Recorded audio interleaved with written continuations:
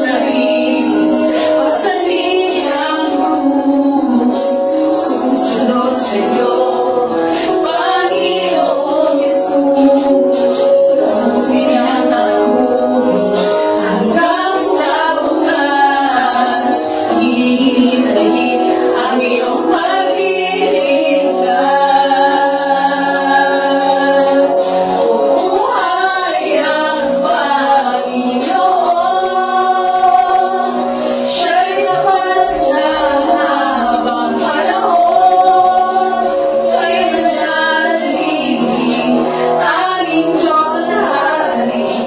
Walang katulad ang pag-ibig mo.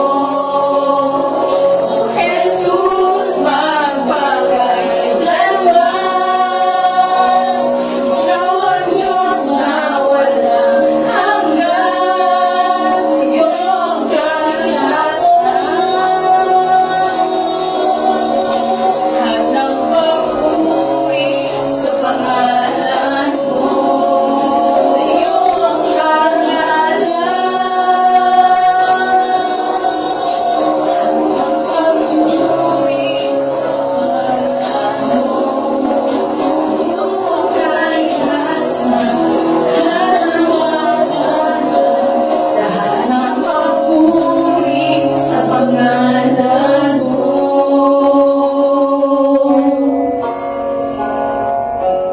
Maghihintay sa pagbabalik sa iyong buhay. Mananabik ang puso ko'y umaasa. Makita, makapiling ka.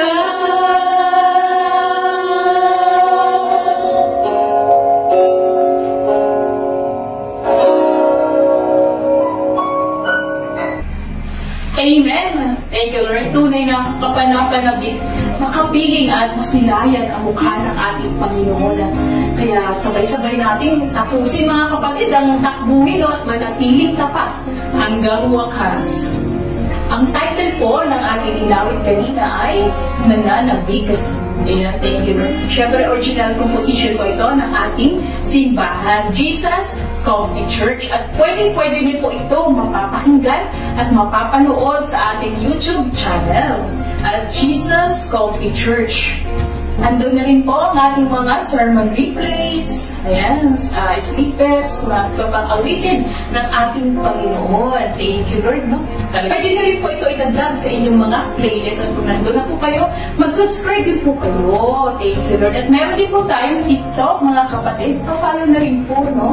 At Jesus Coffee. At syempre dito po sa aking page, kung saan tayo live ngayon, no? Jesus Coffee Church, ayan. Para lagi po tayong updated sa lahat ng kaganapan ng ating simbahan, paki-follow po at paki-like na rin po at ibahagi na rin po natin ito sa ating mga mahal sa buhay. Yan, kaya syempre mapapanood po natin, no, ang ating Sunday service replay at Monday or Tuesday naman ang ating word for our Wednesday, OPM hanggang Friday. Thank you, Lord Jesus. Amen. Thank you, Lord. Ayan. Hello po, pinagpalang gabi sa ating international churches, J. Coffee Greece, Canada, USA, Italy, at binabati din natin ang ating mga kapatid sa J. Coffee Nasugbo, Nueva Ecija, Manila, Cavite at Las Piñas, at soon sa Andrea Village naman. Ayan, thank you, Lord. At iniimbitahan po namin kayo every Sunday po for our fellowship. Ang start po ng service natin ay 11:30 a.m. Located po ito sa Pinuel Events Place, Che Cosera, Gig Mall, Pulang Lupa, Las Piñas City. Ayan, second floor po ito, ha. At isama nyo na rin po ang inyong mga pamilya, kaibigan, kapatid. Ayan, sabay-sabay tayo magpuri sa ating Panginoong buhay. Amen. And if you're looking for a place to belong, welcome na welcome po kayo dito, mga kapatid, sa aming simbahan. Amen. Amen. Ayan, mga kapatid, thank you, Lord, for joining us tonight. Tara at mag-celebrate muna tayo. That's a good idea! Presented by OPM Online.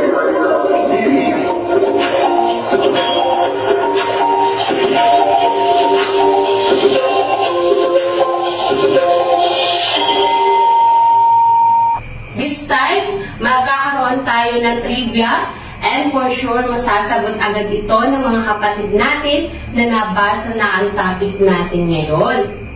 Here's our trivia question. Anong syudad ang tinaguriang the city of palm trees because of its fertile soil and abundant palm trees. At tinuturing din itong isa sa pinaka-oldest fortified city in the world. At ang syudad na ito ay ibinigay rin ng ating Panginoon sa kamay ng mga Israelita sa pangunguna ni Joshua. Ayan, paki-comment na po sa makakasagot dahil meron po tayong surprise na prize na makakakuha ng tamang sagot. Habang sumasagot po tayo, maraming salamat po sa buhay ng mga kapatid natin na kasama natin ngayon na nag-aayuno sa ating Day 3, Prayer and Fasting. Dalangin namin na kung ano man ang nais ng inyong puso ay ipagkakaloob ng ating Panginoon ayon sa kanyang kalooban. Amen. Amen. Amen. May sumagot na ba sa ating coffee break? Ayan. At ang tamang sagot ay Jericho! At may kukuha na po sa ating first three na nakasagot ng tamang salagang ang bibilis sumagot. Thank you, Lord, sa mga kapatid at sa lahat ng mga sumagot sa ating coffee break. Patuloy lang tayong magbasa ng ating Biblia at magsaliksik sa salita ng Diyos para sa ating dagdag kaalaman. Amen. Yan ang ating coffee break. That's a good idea. Presented by OPM Online.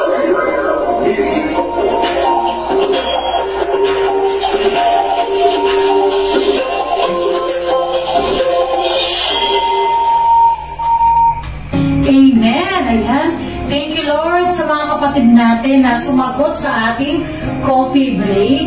And thank you, Lord, sa pagsama sa amin ngayong gabi sa ating OPM. Ayan. Nasa day 3 na nga po tayo ng ating prayer and fasting. Ano? Nangihina na po ba ang ating mga katawan? Ay, patuloy naman na pinapalakas ng Lord ang ating espiritu. Amen. Amen. Kuha na po tayo ng ating mga Biblia, mga kapatid, at buksan natin sa Mark chapter 10, verse 46 to 52. Ayan. Ilabas niyo na rin po ang inyong mga notebook at inyong mga ballpen at ang ating mga manuals para mamaya sabay-sabay po nating sagutan ang mga tanong. Amen. And habang binubuksan po natin ang ating mga Biblia, kami po ay nagpapasalamat sa ating Panginoon sa buhay ng ating mga kapatid na buong galak na nagtatanim sa kaharian ng ating Panginoon. Through giving, ayan. Yan, sa pagiging tapat sa kanilang ikapu. Salamat sa buhay ng ating mga kingdom partners at supporters and pledgers. Tapat ang Diyos at lahat ng ginagawa natin sa Kanya ay may pagpapala. Subukan mo magbalik sa Kanya at tiyak na ibabalik niya rin sa iyo ng siksik, gilig at nag-uumapaw ng mga pagpapala. Amen. Amen. Kagaya ng ipinangako niya sa Malakay chapter 3 verse 10, kung hindi niya bubuksan ang durong awan ng langit at ibuhos sa iyo ng masagkanang pagpapala. Amen. Kaya mga kapatid, kung tinouch ni Lord ang puso mo sa pagbibigay, nasa comment section na po ang ating GCash at BDO accounts para sa mas convenient na pagbibigay. Ayan. God bless you a 100-fold mga kapatid for your generosity. Amen.